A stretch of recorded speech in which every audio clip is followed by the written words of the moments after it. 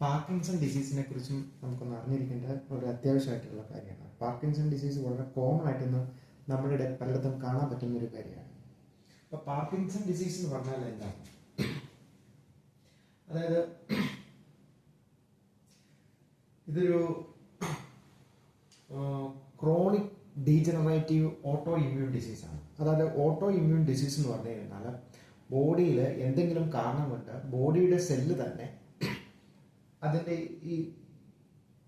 ഈ ഭാഗത്തെ ഈ പ്രൊഡ്യൂസ് ചെയ്യുന്ന ഭാഗത്തെ അല്ലെങ്കിൽ ഇതിൻ്റെ പ്രവർത്തനത്തെ ബോഡിയിൽ നടത്താതിരിക്കുക.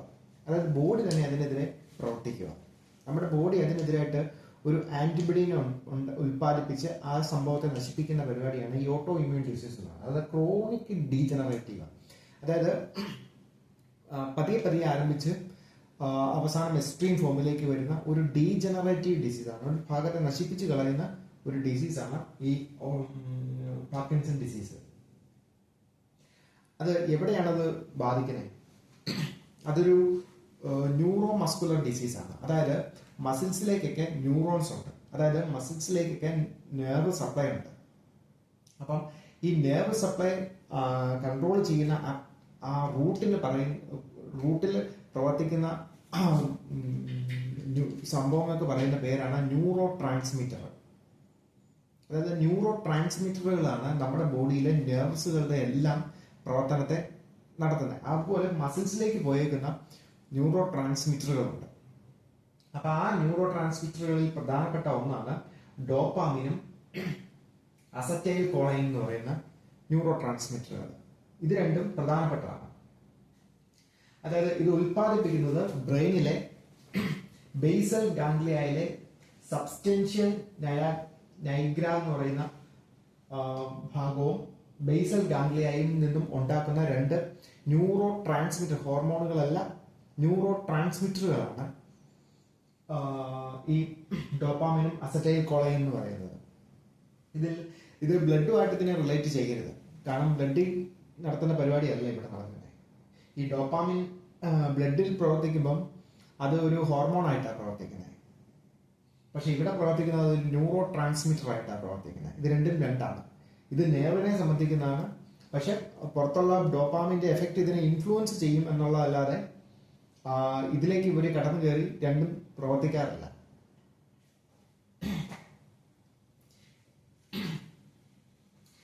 അപ്പം ഇതാണ് സംഭവം. അപ്പൊ എന്താണ് ഇവിടെ സംഭവിക്കുന്നത്? അതായത് നമ്മുടെ ബോഡിയിൽ ഈ അസറ്റൈൽ കോളൈൻ എന്താ ചെയ്യുന്നത്? മസിൽസിനെ കൺട്രാക്ട് ചെയ്യുക. അതായത് നമ്മളൊരു പവർ കൊടുക്കുമ്പോൾ മസിൽ കൺട്രാക്റ്റഡ് ആയി, നമ്മൾ അങ്ങ് റിലാക്സ് ചെയ്യുമ്പോൾ മസിൽ ഡയലേറ്റഡ് ആയി. അതായത് കൺട്രാക്ട് ചെയ്യുമ്പോൾ പ്രവർത്തിക്കുന്നത് അസറ്റൈൽ കോളൈനും അതിനെ റിലാക്സ് ചെയ്യാൻ പ്രവർത്തിക്കുന്നത് ഡോപ്പാമിനുമാണ്. ഇതാണ് ബോഡിയുടെ മെക്കാനിസം. എന്നാൽ നമ്മുടെ ബോഡിയിൽ ഒരു സിറ്റുവേഷൻ ഉണ്ടായി.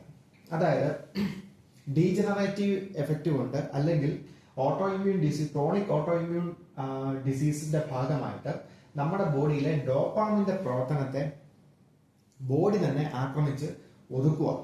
അതായത് ഡോപ്പാമിനെ ആവശ്യത്തിന് പ്രൊഡ്യൂസ് ചെയ്യാൻ സമ്മതിക്കുന്നില്ല. അപ്പൊ സ്വാഭാവികം എന്ത് ചെയ്യും? അസറ്റൈൽ കോളൈൻ ഉണ്ടായതുപോലെ തന്നെ ഉണ്ടാവും. അതായത് ഇപ്പം അസറ്റൈൽ കോളൈൻ കൺട്രാക്ട് ചെയ്യുമ്പം 100 റിലീസ് ചെയ്യുമ്പം ഡോപ്പാമിൻ 100 ലെവൽ. ഇത് രണ്ടും ഒരുപോലെ നിൽക്കുക. അപ്പം കൺട്രാക്ഷനും റിലാക്സേഷനും ഒരേ സമയത്ത് നടക്കും. ഇനി ഇവിടെ അതായത് എങ്ങനെ കൺട്രാക്ട് ചെയ്യുന്നു അതുപോലെ തന്നെ റിലാക്സ് ചെയ്തു. മനസ്സിലായോ? എന്നാൽ ഇവിടെ സിറ്റുവേഷൻ ഒന്ന് മാറി. കൺട്രാക്ട് ചെയ്യും, പക്ഷെ ഡോപ്പാമിൻ പഴയ പോലെ സെക്രീറ്റ് ചെയ്യുന്നില്ല. അല്ലെങ്കിൽ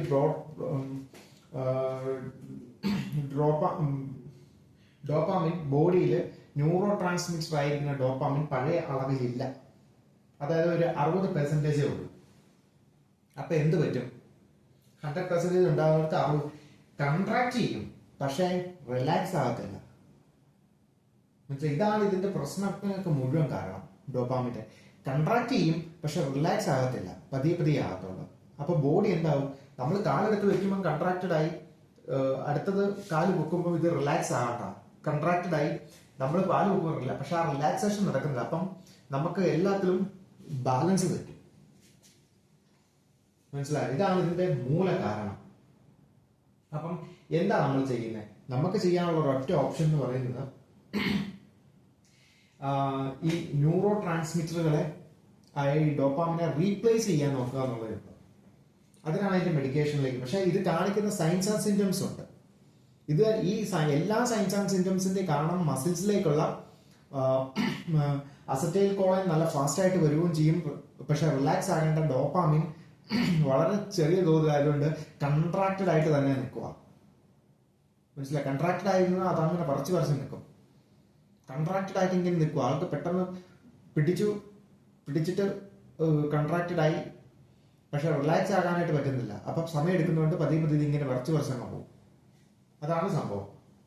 അപ്പം ഇതിന്റെ ലക്ഷണങ്ങൾ, ഇത് എന്തൊക്കെ ഒരു ലക്ഷണങ്ങൾ ഇത് കാണിച്ചു തരും. ഈ അസുഖം ഉണ്ടെങ്കിൽ എന്തൊക്കെ കണ്ടാണ് നമ്മൾ ഈ ഇതാണ് എന്ന് അനുമാനിക്കുന്നത്. ഒന്ന്, ബ്രാഡികൈനസിയ, അതായത് സ്ലോ മൂവ്മെന്റ്. സ്പീഡിൽ നടക്കാൻ ആൾക്ക് പറ്റത്തില്ല. വളരെ ഒരേ ട്യൂണായിരിക്കും എല്ലാത്തിലും. മനസ്സിലായി? കാരണം അയാളുടെ റിലാക്സേഷൻ എന്തോരാണോ വരുന്നത്, ഡോപ്പാമിന്റെ അളവ് എന്തോരാണോ അതിനനുസരിച്ച് മാത്രമേ പുള്ളിക്ക് റിലാക്സ് ആയിട്ട് നടക്കാൻ പറ്റത്തുള്ളൂ. അങ്ങോട്ടുള്ള ഫാസ്റ്റ് ആയിരിക്കും, പക്ഷെ അടുത്ത കാലെടുത്ത് വെക്കുന്നത് വളരെ സ്ലോ ആയിരിക്കും. അപ്പം ബുദ്ധിമുട്ടിയാണ് നടക്കുന്നത്. മൂവ്മെന്റ് സ്ലോ ആകും മൂവ്മെന്റ്. കാരണം എന്താ? കൺട്രാക്ഷൻ കുറഞ്ഞതുകൊണ്ടാണ്, റിലാക്സേഷൻ കുറഞ്ഞതുകൊണ്ടാണ്. കൺട്രാക്ഷൻ ഉണ്ട്, റിലാക്സേഷനിലേക്ക് വരുന്നില്ല. അക്കൈനസിയ എന്ന് വെച്ചാൽ ഒരു വിധത്തിലും ഡോപ്പാമിന്റെ അളവ് ഭയങ്കരമായിട്ട് ഡിക്രീസ് ആയി പോകുമ്പം സ്വാഭാവികമായിട്ട് എന്ത് പറ്റുമെന്ന് പറഞ്ഞാൽ അയാൾക്ക് നടക്കാൻ മേലാതാവും, മൂവ്മെന്റേ പറ്റത്തില്ല. അതിനാണ് അക്കൈനസിയ എന്ന് പറയുന്നത്. പിന്നെ പിൽ റോളിംഗ് ട്രമർ ആയിരിക്കും. അതായത് നമ്മളൊരു മരുന്ന്, ഒരു ടാബ്ലറ്റ് എടുത്ത് ഇങ്ങനെ വെക്കുകയല്ലേ, ഇങ്ങനെ റോൾ ചെയ്യുകയല്ലേ, ഈ റോൾ ചെയ്യുന്ന പോലെ ആയിരിക്കും പുള്ളിയുടെ ഷിവറിങ്. കണ്ടില്ലേ? ഇത് ഇങ്ങനത്തെ ഷിവറിങ് ആയിരിക്കും. മനസ്സിലായോ? പിന്നെ ട്രമർ വെൻ ദ ഫാറ്റിഗ്, അതായത് പേഷ്യന്റിന്റെ അന്ന് ക്ഷീണമാകുമ്പോൾ ഷിവറിങ് കൂടും. എന്നാൽ പർപ്പസ്ഫുൾ ആക്ടിവിറ്റി, ഇപ്പം ബോട്ടിൽ എടുക്കാനായിട്ട് ചെല്ലുക, കുഴപ്പമില്ല. അങ്ങനെ ടയേർഡ് ആണെങ്കിൽ ഷിവറിങ് കൂടും, പർപ്പസ്ഫുൾ ആക്ടിവിറ്റിക്ക് ഷിവറിങ് ഇല്ല. അപ്പൊ ട്രമറുമായിട്ട് ബന്ധപ്പെട്ടാണ് ഇതിന്റെ പ്രശ്നങ്ങളെല്ലാം ഉണ്ടാകുന്നത്. പിന്നെ shakiness of the movement, head movement, അതായത് ഹെഡ് മോമെന്റ് ഇങ്ങനെ ആയിരിക്കും ആൾ വെച്ചോണ്ടിരിക്കുന്നത്. ഇങ്ങനെയല്ല, അത് ഇങ്ങനെ, ഈ മോമെന്റ് അങ്ങോട്ടും ഇങ്ങോട്ടും റിജക്ഷൻ കാണിക്കുന്ന രീതിയിലുള്ള മോമെന്റ്. പിന്നെ ഇമോഷണൽ മാസ്ക് ലൈക്ക് അപ്പിയറൻസ്, ഇമോഷണൽനെസ് ആയിരിക്കും. അതായത് ഒരേ വികാരമായിരിക്കും എപ്പോഴും കാണിച്ചുകൊണ്ടിരിക്കുന്നത്. കാരണം അയാളുടെ മസിലുകൾ എന്തോരം പെർമിറ്റ് ചെയ്യുന്നു അത്ര ചിരി കഴിഞ്ഞിട്ട് ഇങ്ങനെ തിരിച്ചു വരാനായിട്ട് ബുദ്ധിമുട്ട്. മസിലുകളാണ് കൺട്രാക്ട് ചെയ്യുമ്പോഴാണ് ചിരിക്കാൻ പറ്റുന്നത്, അത് റിലാക്സ് ആകാൻ. അപ്പൊ പുള്ളിക്ക് അതൊക്കെ ബുദ്ധിമുട്ടാവും. ഡോപാമിൻ കുറയുന്നതനുസരിച്ച് വീണ്ടും ബുദ്ധിമുട്ടാവും. അപ്പോൾ ഒരേ ഫേസും ആയിരിക്കും പുള്ളി കാണിക്കുക. പുള്ളിയുടെ എല്ലാം ഒരേ രീതിയായിരിക്കും. എന്തോരം ഡോപാമിൻ പുള്ളിനെ അനുവദിക്കുന്നു അതിനനുസരിച്ച് പുള്ളിക്ക് ചെയ്യാൻ പറ്റത്തുള്ളൂ. പിന്നെ ഹാൻഡ് റൈറ്റിങ് നല്ല കട്ടി വലുതാക്കി എഴുതി അവസാനം വന്നിട്ട് ചെറുതായി പോകും. മനസ്സിലായി? അങ്ങനത്തെ ഹാൻഡ് റൈറ്റിംഗ് ആയിരിക്കും ഇവർക്ക്. പിന്നെ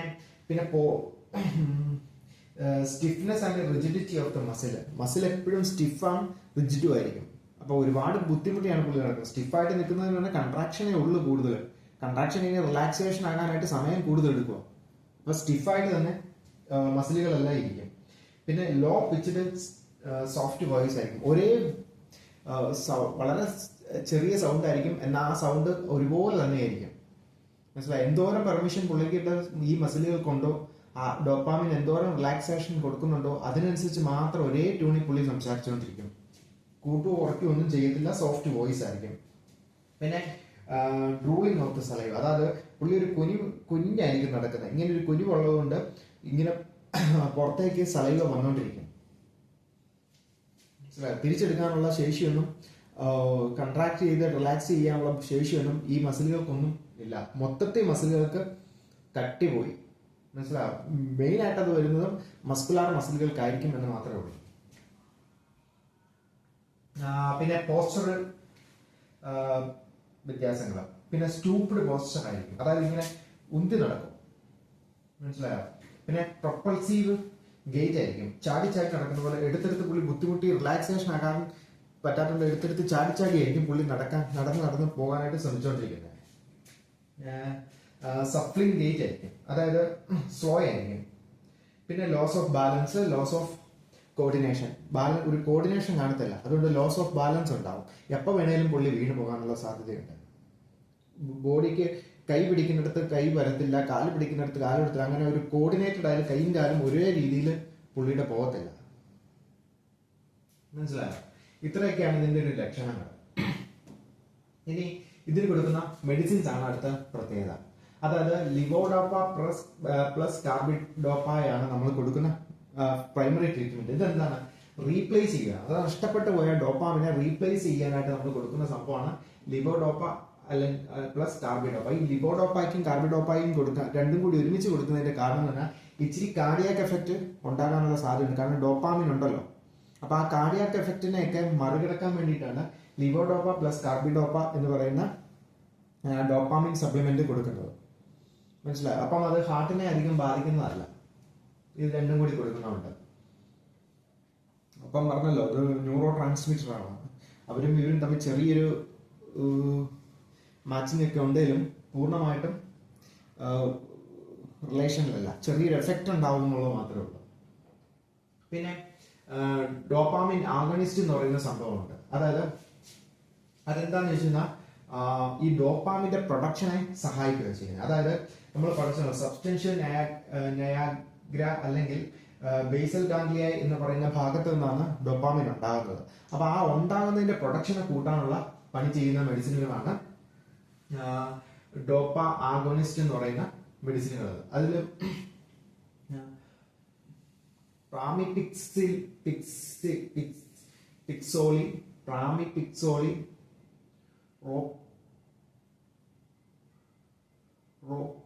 റോപ്പിനിറോൾ, ഇത് രണ്ടുമാണ് അതിന്റെ പേര്.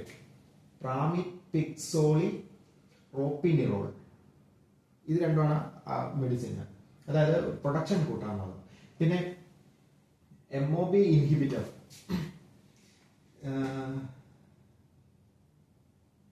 സെലഗിലിൻ എന്ന് പറയുന്ന MOB ഇൻഹിബിറ്റർ കൊടുക്കും. ഇതെന്താണെന്ന് വെച്ച് കഴിഞ്ഞാൽ ഡോപ്പാമിന്റെ ബ്രേക്ക് ഡൗണിനെ റെഡ്യൂസ് ചെയ്യാൻ വേണ്ടിയിട്ട്. അതായത് ബോഡിയിൽ എത്തുന്ന ഡോപ്പാമിൻ, ന്യൂറോ ട്രാൻസ്മിറ്ററുകളിൽ കൂടി ഓടിക്കൊണ്ടിരിക്കുന്ന ഡോപ്പാമിൻ നശിച്ചു പോകാതിരിക്കാനായിട്ട് സെലഗിലിൻ എന്ന് പറയുന്ന MOB ഇൻഹിബിറ്റർ കൊടുക്കാറുണ്ട്. ഇത് മൂന്നുമാണ് ഇതിന്റെ മെഡിക്കേഷൻ. ഇതിൽ മെയിൻ ആയിട്ട് കൊടുക്കുന്ന ലിവോഡോപ്പ കാർബിഡോപ്പയാണ് മെയിൻ ആയിട്ട് ഇതിന് കൊടുത്തുകൊണ്ടിരിക്കുന്ന മെഡിസിൻ. അപ്പൊ അത് കൊടുക്കുമ്പോൾ ഒരു ലിവോഡോപ്പയും കാർബിഡോപ്പയും കൊടുക്കുമ്പോൾ ശ്രദ്ധിക്കേണ്ട ഒരു കാര്യമുണ്ട്. ഇത് MOI, അതായത് ആന്റി ഡിപ്രസന്റ് മെഡിസിൻ ആണ് MOI. അപ്പൊ MOIയുടെ കൂടത്തിൽ ലിവോഡോപ്പായും കാർബിഡോപ്പായും അടങ്ങിയ ഈ മെഡിസിനും ഒരുമിച്ച് എടുത്തു കഴിഞ്ഞാൽ ഹൈപ്പർ ടെൻസീവ് ക്രൈസിസ് ഉണ്ടാവും. അതായത് BP ഒരുപാട് കൂടി പോകും. മനസ്സിലായോ? അതുകൂടാതെ ലിവോഡോപ്പ കാർബിഡോപ്പായും പൈറിഡോക്സിൻ അല്ലെങ്കിൽ B6 എന്ന് പറയുന്ന വൈറ്റമിൻ B6ന്റെ കൂട്ടത്തിൽ കഴിച്ചിട്ടുണ്ടെങ്കിൽ ഇത് ആന്റി ഡോപ്പാമിൻ എഫക്റ്റ് ഉണ്ടാവും. അതായത് ഇൻഹിബിറ്റ് ആന്റി